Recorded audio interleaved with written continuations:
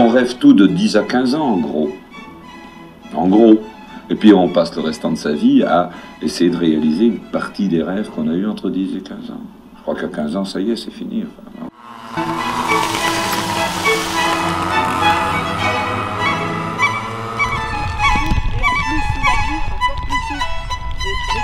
ça marche pas dans le virage, il vaut mieux accélérer doucement et après dès qu'on peut, hop, on met à fond.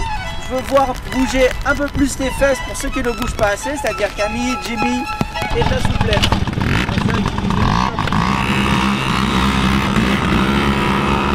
Maintenant le souhait c'est de faire un bon départ et...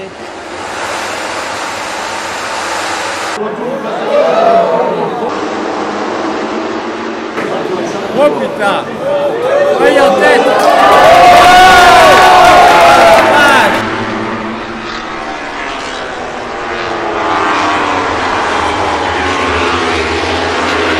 Ben t'y arrives pas, d'accord? Donc insiste, voilà, et bien l'écarter le genou, d'accord?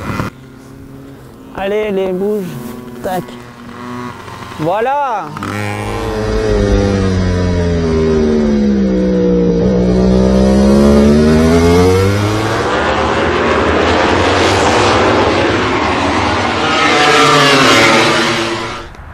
Ça te remet les pieds sur tes côtes. Ah ouais, ça permet toujours de rappeler Que tu viens de là. que le chemin il est long, hein. Donc quand il y est, Tu l'apprécies. ouais, tu l'apprécies et tu fais en sorte d'y rester.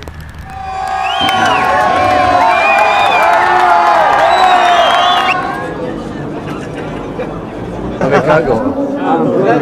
Hein? Mais toi, Johan, tu l'as vu courir, il avait quel âge? Il avait juste 13 ans. 13 ans. Donc il avait attaqué tard. Donc eh oui. Ouais. Donc ce qu'il fait maintenant, c'est bien pour quelqu'un qui attaque tard. Ouais. Mais on n'a pas lâché le morceau, quoi. Ben voilà la ligne droite, ensuite un gauche. On s'est lancé dans ce championnat. La première course, ben, on a vu quel niveau il y avait et j'ai réussi à progresser au fur et à mesure en essayant de prendre les meilleures roues devant, quoi, des premiers. J'ai dit à mes parents, je vais habiter chez Laurent. Et ça, c'est un peu la grande décision que j'ai pu prendre. J'avais fait un jour de terminale et ensuite je suis parti. Mon père ne m'a pas retenu parce qu'on jouait ce championnat de Rookies Cup. Et lui, sans être du monde moto, il pensait que gagner la Rookies Cup, ensuite je passais pro.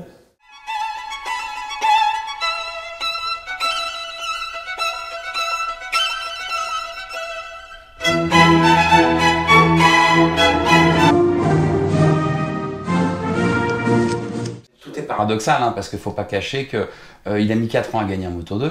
Oui. Tout le monde se disait, y compris nous, hein, Oui. ça va devenir compliqué à un moment. Ils ont été patients. C'est incroyable. C'est dur. Et L'abnégation, le travail, la volonté. Tu sors de 2 saisons un peu exceptionnelles. Ton capital de confiance, il a dû quand même grimper de beaucoup. Oui, capital confiance, capital confiance en soi, ouais. Oui. Pas seulement confiance sur une moto, mais confiance en soi, savoir qu'on peut en être capable. Donc les 2 titres, on va dire, de champion du monde me permettent d'avoir une très belle ambition pour le futur en MotoGP. Mais cette ambition, ça ne va pas m'aider à être plus rapide maintenant. Mais ça, je lui ai dit, l'ambition, elle permet de garder l'espoir, de garder l'intensité du travail. Parce que c'est quand même une intensité de tous les jours, de vivre en moto, de manger ça et de, à chaque fois, Avoir le goût. avoir le goût. Voilà, le moto c'était chaud,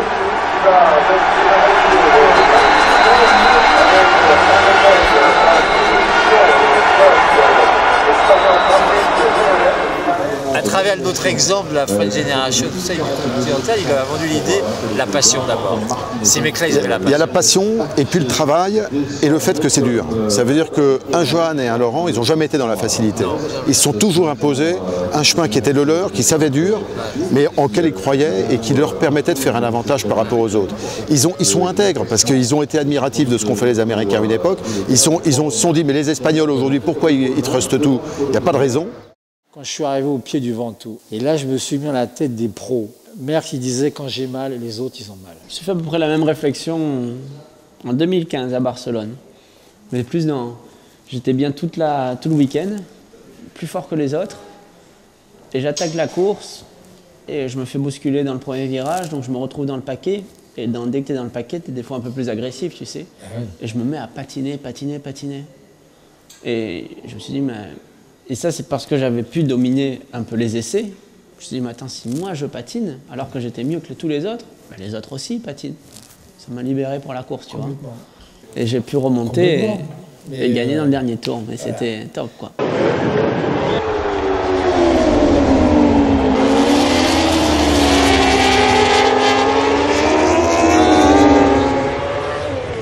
Tu as parlé du Continental Circus et que tu semblais avoir un peu une connaissance parce que Laurent, ça a dû faire partie aussi de son enseignement, de dire qu'avant il y a eu de la course et de voir l'évolution. C'était une époque. On vivait moto, on mangeait moto. La moto, c'était notre sang. Paddock life was never dull with Barry around.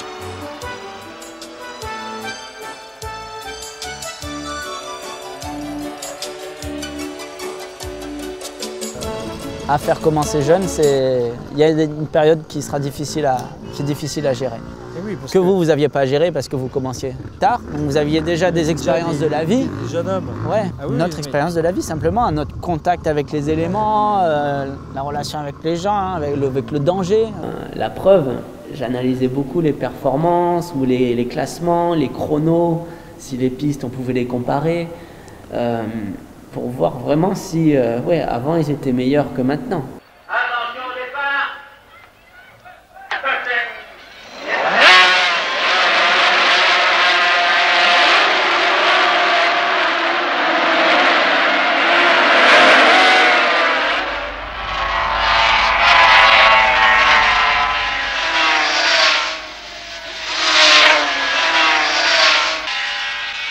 Michel Rougerie leads Barry Sheene at the end of the first lap.